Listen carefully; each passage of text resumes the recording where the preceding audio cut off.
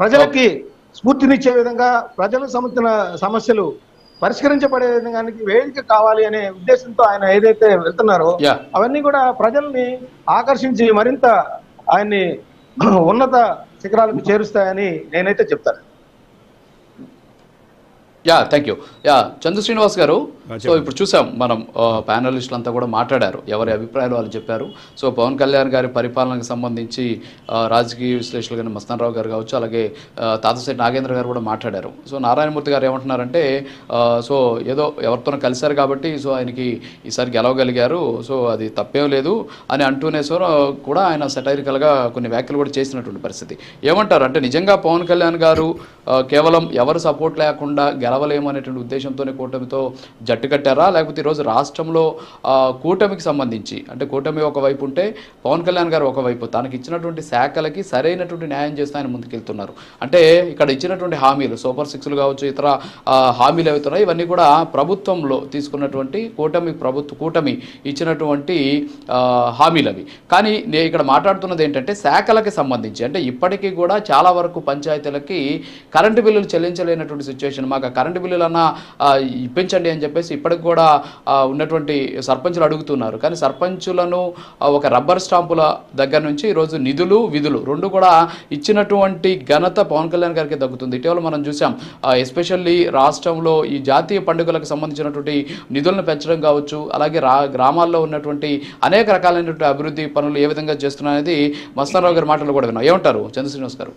ముందుగా అంటే మస్తాన్ రావు గారికి నాగేంద్ర గారికి మాట్లాడిన దానికి తర్వాత మాట్లాడుకుందాం.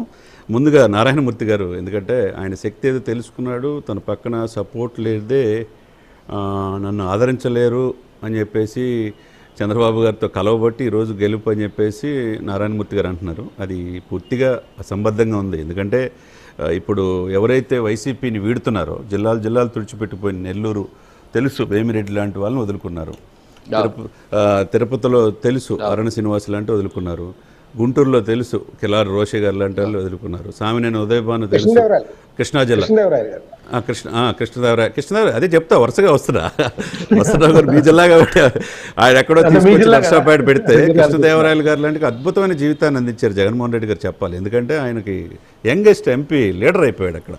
ఆయన 50% పనులు అయిపోయింది, నాకు అక్కడే మళ్ళీ అవకాశం ఇవ్వమంటే ఇవ్వాల. సరే ఒక్కొక్క జిల్లా సామినేని ఉదయభాను కావచ్చు, ఉత్తరాంధ్ర కావచ్చు, అన్ని జిల్లాలు ఒక్కొక్కటి తుడిచిపెట్టిపోతున్నాయి కేవలం యాటిట్యూడ్ వల్ల. ఈ పాయింట్ ఆఫ్ వ్యూలో ఎన్ని ఎందుకు మర్చిపోయారు? ఇప్పుడు ఈ పార్టీని వీడుతున్న వాళ్ళు ఒక అమర్నాథ్ ఏం చెప్పాడు, అమర్నాథ్ గారు వీడలేదు కానీ ఇంకా మొన్న ఇంటర్వ్యూలో ఏం చెప్పాడు, కేవలం పవన్ కళ్యాణ్ గారిని తిట్టడం మేము తప్పు చేసామని ఒప్పుకున్నాడు. కేతిరెడ్డి వాళ్ళు అంటే ఏం చెప్తున్నారు, చివరికి మొన్న పోయిన అవంతి శ్రీనివాస్ ఏం చెప్తున్నాడు, గ్రంథి శ్రీనివాస్ ఏం చెప్తున్నాడు, జక్కంపూడి రాజా ఏం చెప్తున్నాడు, వీళ్ళందరూ వెళ్ళేవాళ్ళు ఏం చెప్తున్నారంటే మా వల్ల మా మాట తీరు వల్ల మేము వ్యక్తిగత అన్నం పవన్ కళ్యాణ్ టార్గెట్ చేయడం వల్ల మాకు ఈ పరిస్థితి అంటున్నారు. దాదాపుగా 25% ఉన్న కాపులు 95% సాలిడ్గా నిలబడి కూటమిని గెలిపించుకున్నారని చెప్తున్నారు. ఇవన్నీ వాళ్ళకి కనపట్టలేదా? అభివృద్ధి మాటన సంక్షేమం మర్చిపోయి లక్షల కోట్లు బటన్ నొక్కాం వేసామని చెప్పి అంటున్నారే తప్పితే 2.5 లక్షల కోట్ల అప్పులో ఉన్న ఆంధ్రప్రదేశ్ని ఇప్పుడు 10.5 లక్షల కోట్లు అని టీడీపీ వాళ్ళు ఆరోపిస్తున్నారు, 8.5 లక్షల కోట్లని వైసీపీ అంటున్నారు. అంటే పెరిగింది మాట వాస్తవమే కదా రాజుగారు, 2.5 లక్షల కోట్ల నుంచి 6 లక్షల కోట్ల అప్పుకి వెళ్ళిపోయింది కదా. 1వ తారీఖు జీతాలు ఇప్పుడు పడుతున్నాయి కదా ఎప్పుడు లేని విధంగా. 5వ తారీఖులో 1వ తారీఖు ఫెన్షన్స్ ఇస్తున్నారు కదా, పెంచిన ఫెన్షన్స్, డబ్బులు ఉన్నా లేకపోయినా ప్రధాన క్రమంలో. ఎప్పుడు రోడ్లు అస్తవ్యస్తమైపోయి 100 మంది చనిపోతే రోడ్లు బాగుంటున్నాయి కదా. మీరు చెప్పినట్టు పల్లెలు గ్రామాలే పొట్టుగొమ్మలు అంటారు దేశానికి. పల్లెలు 13,336 గ్రామాల్లో దేశంలో ఎక్కడ లేని విధంగా, ప్రపంచంలో ఎక్కడ లేని విధంగా ప్రపంచ రికార్డు సృష్టించింది మీకు కనపట్టలేదా? పంచాయతీల గ్రామాలకి ఒక కనెక్టివిటీ అవస్థాపన సౌకర్యాలు ఇచ్చింది మీకు కనపట్టలేదా? నీటిపారుదల ప్రతి ఇంటికి మంచినీరు ఇచ్చేది మీకు కనపట్టలేదా? పంచాయతీలే కాదు అడవులు సంరక్షించింది మీకు కనపట్టలేదా? ఎర్రచందనాన్ని కాపాడుతుంది మీకు కనపట్టలేదా? బియ్యాన్ని అక్రమంగా పేద ప్రజలకు ఇవ్వాల్సిన బియ్యాన్ని ప్రభుత్వానికి 43 రూపాయలు ఖర్చు అవుతుంటే మీరు బహిరంగ మార్కెట్లో ఉచితంగా ఇస్తే దాన్ని రీసైక్లింగ్ చేసి 75 రూపాయలకు అమ్ముతా పట్టుబడింది మీకు తెలియదా? ఇవన్నీ ఎవరున్నారు దీని వెనక అనేది ఆలోచించుకోవాలా. ఇది మీరు సంక్షేమ మాటను మేము ఎన్ని ఇచ్చాం, మాకు 40% ఓటు బ్యాంక్ ఉందంటే ఎందుకు మిమ్మల్ని 11 సీట్లకే పరిమితం చేశారు?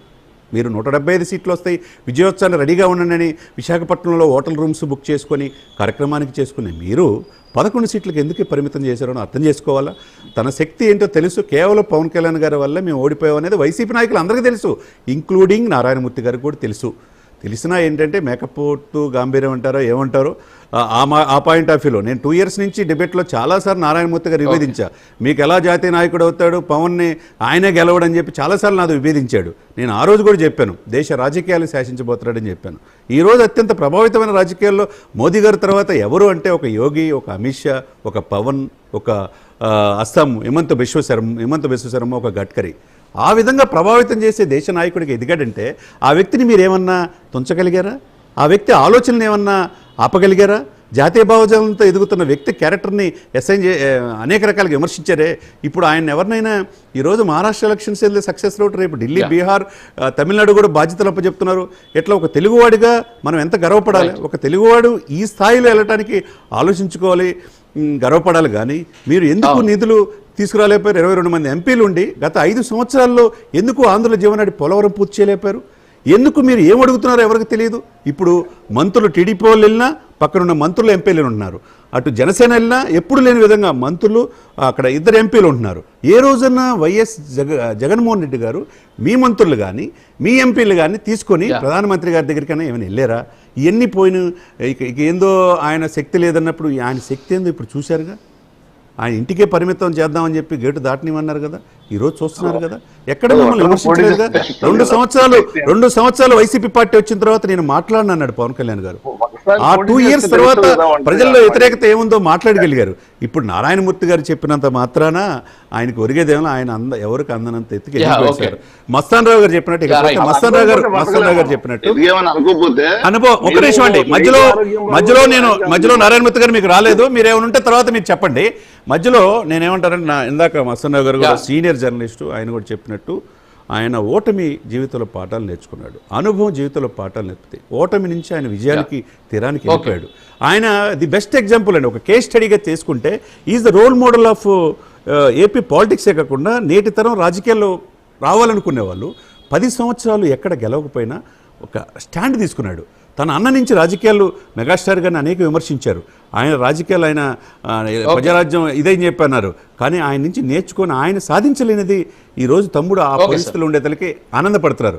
అది మస్తాన్ గారు చాలా చక్కగా చెప్పాడు. అదేవిధంగా నాగేంద్ర ప్రసాద్ కూడా ఎప్పుడు కూడా మెగా ఫ్యామిలీకి వీరవిధేయులు. అదేవిధంగా పవన్ కళ్యాణ్ గారి ఆలోచనలు రాయలసీమలో కనీసం జెండా పట్టుకోలేని పరిస్థితి నుంచి ఆయన మొదటి నుంచి నిలబడిన వ్యక్తి. ఫ్యాన్స్ని ఈ యొక్క కూటమి విజయంలో ఆయన పాత్ర ఎనలేనిది. ఆయన చెప్పిన దాంట్లో కూడా ఆలోచించుకోవాలి. ఎప్పుడు లేని విధంగా అభివృద్ధి పనులు ఎలా జరుగుతున్నాయి. 6 మాసాలే వచ్చి మీరు ఓపిక కళ్ళు మూసుకుంటే 5 సంవత్సరాలు వస్తాయి అంటున్నారు. ఇదేమో రాష్ట్రపతి పాలన పెట్టమని ఢిల్లీలో ధర్నా చేస్తున్నారు. 5 సంవత్సరాల దాకా కష్టం వాళ్ళకి, వైసీపీ వాళ్ళకి తెలియదేమో. ప్రధాన ప్రతిపక్ష హోదా కూడా కోల్పోయారు.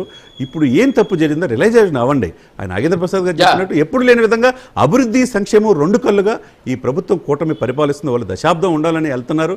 వాళ్ళ మీద విభేదాలు సృష్టించాలని వీళ్ళు ప్రయత్నం చేసిన వాళ్ళిద్దరూ చంద్రబాబు నాయుడు గారు వీళ్ళు బ్రదర్స్గా పనిచేస్తున్నారు. పవన్ కళ్యాణ్ గారు అదేవిధంగా లోకేష్ గారు ఎంతో సమన్వయంతో చేస్తున్నారు. ఎవరి బాధ్యత వాళ్ళు చాలా చక్కగా ఆంధ్రప్రదేశ్లో పనిచేస్తున్నారు కాబట్టి అందరూ ప్రజలు ఆదరిస్తున్నారు.